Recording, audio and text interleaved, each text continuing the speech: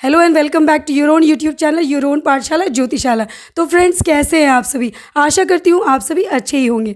आज हमारे गेस्ट हैं अभिजीत खंडेलवाल, जो कि पेशे से सॉफ्टवेयर इंजीनियर हैं। ये एसएपी लैब बैंगलोर में काम करते हैं। तो आज हम बात करेंगे इनसे। Welcome to our channel Abhijeet Khandelwal. तो सर, हम आपसे पूछना चाहेंगे कि आपका सफ़र बेलदा से बैंगलोर तक का किस तरह से रहा? आपने कैसे शुरुआत की?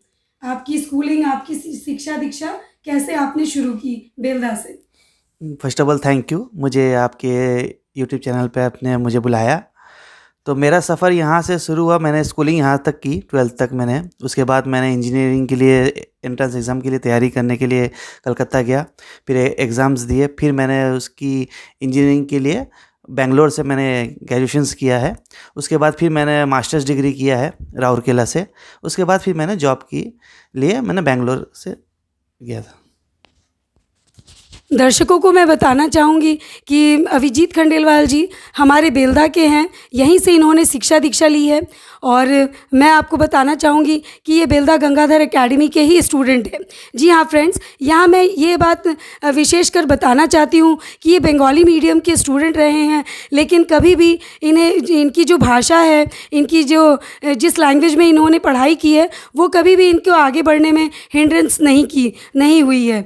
तो आप खुद ही जान लीजिए अभिजीत जी से कि क्या कभी भाषा इनके रास्ते पर बाधा का कारण बनी है? हाँ, ये है। मैंने 12th तक यहीं से मेरे स्कूलिंग की है, तो बेलदा गंगाधर एकेडमी से, जो कि बंगाली मीडियम से ही है।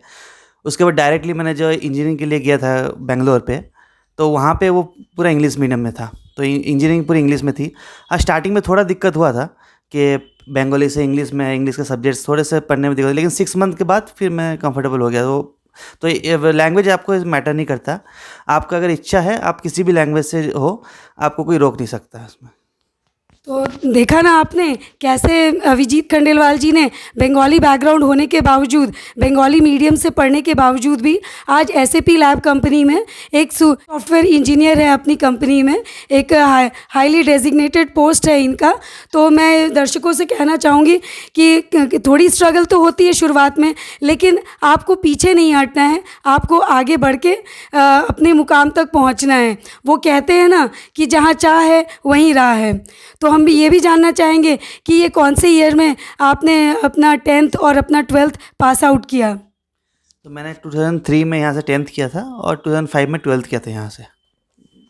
फिर आपकी आगे की जर्नी कौन से ईयर में आपने ग्रेजुएशन किया सर?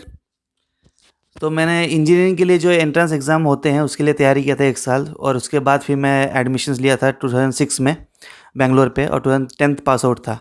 तो फिर मैंने हायर स्टडीज़ के लिए फिर नेशनल एग्ज़ाम्स जो होते हैं उसकी तैयारी की। उसके बाद 2011 में मैंने मास्टर्स डिग्री के लिए एनआईटी राउरकेला में एडमिशन लिया था, और 13 में पास आउट होके फिर जॉब के लिए मैंने बेंगलोर से जॉब के लिए अप्लाई किया था वहाँ पे। तो सर, हम ये भी जानना चाहेंगे कि आपको कौन से ईयर में फाइनली जॉब मिल गई? तो आफ्टर 1 ईयर 2014 में मेरा पहला जॉब लगा था। उसके बाद से वहीं से मेरी जॉब की जर्नी शुरू होती है। तो एट प्रेजेंट आप जिस कंपनी में हैं, क्या वहीं पर आप शुरुआत से थे या किसी और कंपनी में? तो पहले मैंने एलजी सॉफ्टवेयर इंडिया जो है वहाँ पे स्टार्ट किया था मैंने जॉब। 5 इयर्स वहाँ पे सर्विस करने के बाद फिर मैंने चेंज करके एसएपी लैब ज्वाइन किया 2020 में, और वहाँ से लेकर अब तक 2 इयर्स हो गए उस कंपनी में मैं। तो आप अपनी कामयाबी से खुश हैं या आपके आगे की और भी कुछ प्लानिंग है? अभी तो शुरुआत ही है। कामयाबी पाना तो इतना इजी नहीं है। ये तो बस हम बोल सकते हैं कि एक स्टेप है। कामयाबी हर स्टेप में बढ़ती रहती है, तो अभी तो बहुत लंबी जर्नी है। तो देखा ना फ्रेंड्स, अभिजीत खंडेलवाल जी कह रहे हैं कि ये तो अभी इनकी शुरुआत है और अभी तो इन्हें काफ़ी दूर तक जाना है। तो मिल रही है ना आपको प्रेरणा? आशा कर रही हूँ कि आपको भी इससे इनसे काफ़ी प्रेरणा मिल रही होगी। मैं भी यहाँ बैठी हूँ, मुझे भी इनसे काफ़ी प्रेरणा मिल रही है। और मैं ये पूछना चाहूँगी अभिजीत जी कि आप हमारे दर्शकों को, जो कि हमारे विद्यार्थी हैं, हमारे चैनल को देख रहे हैं, तो उनको आप क्या प्रेरणा देना चाहेंगे? प्रेरणा के 2 शब्द आप अपनी तरफ से क्या कुछ कहना चाहेंगे? मैं तो यही कहूँगा कि आज के डेट में रिसोर्सेज की कमी है नहीं। हमारे टाइम पे, उस टाइम पे ये फ़ोन वगैरह कुछ था नहीं। हमें रिसोर्सेज पेपर से मिलते थे या किसी से पूछना पड़ता था। आज आपके पास सारे संसाधन हैं, सारे रिसोर्सेज हैं। आप बस गूगल में जाइए, टाइप करिए, कुछ भी सर्च करिए, आपको सब मिलेगा, सबका आंसर्स मिलेगा। पढ़ने में दिक्कत हो रहा है, उसका वीडियोस भी मिल जाते हैं यूट्यूब में। आपके जैसे बहुत यूट्यूबर्स हैं जो इतने कंटेंट डालते हैं यूट्यूब में, तो इतना इजी हो गया आज के डेट में रिसोर्स मिलना। तो आज के डेट में आप कुछ भी, आप चाहे कुछ भी कर सकते हैं। तो इंटरेस्ट लीजिए और उसको अपना प्रोफेशंस या किसी अपने लाइफ में उसको उतारिए कि मुझे ये करना है, मुझे जानना है। आप अभी पढ़ाई कर रहे हैं स्कूल में, तो उसको एंजॉय करिए कि ये कैसा है, ये कैसे होता है, ये क्यों होता है, ये कैसे आगे बढ़ता है, ये हम कैसे अप्लाई करते हैं हमारे रियल लाइफ में, कैसे ये हमें मोटिवेट करता है। तो आज के डेट में कोई इजी नहीं, तो आप कुछ भी कर सकते हैं। तो देखा ना, इन्होंने कितने सिंपल तरीके से आप लोगों को समझा दिया। और मैं ये भी जानना चाहूँगी कि आपको, आप जिस फील्ड में एट प्रेजेंट है, उसे ज्वाइन करने की आपको प्रेरणा किसने दी थी, या आपके अंदर से खुद ये जागृति हुई थी कि मैं इस फील्ड में जाऊँगा? ये इसी फील्ड को आपने क्यों चुना? और यदि जो हमारे एस्पायरिंग स्टूडेंट्स हैं, वे कैसे इस फील्ड में आपकी तरह प्रेरणा लें? तो मैं ये जानना चाहूँगी कि आपने इसी फील्ड को क्यों चुना? तो मेरा 12th जो था साइंस में था।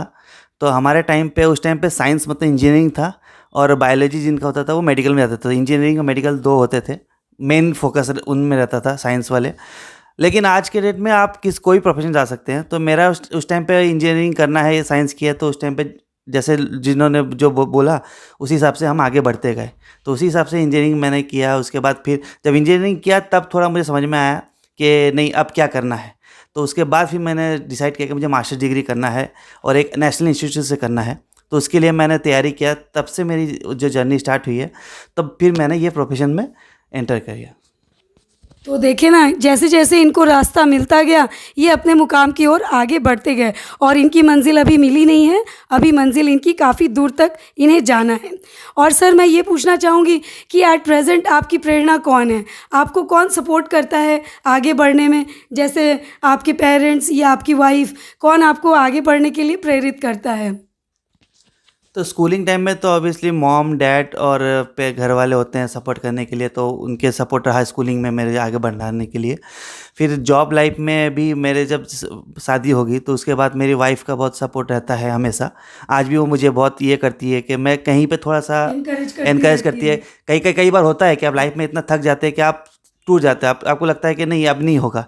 तब जब वाइफ आपको आती है, वो सपोर्ट करती है कि नहीं, अब आप कर सकते हैं। यहाँ डेफिनेटली एक फ्रेंड की तो आवश्यकता हाँ। है, ऐसे फ्रेंड की जो हमेशा हमें एनकरेज करे। जी जी। तो देखिए, आप भी कैसे दोस्तों के साथ आपकी फ्रेंडशिप है, आपको भी वे एनकरेज कर रहे हैं या नहीं?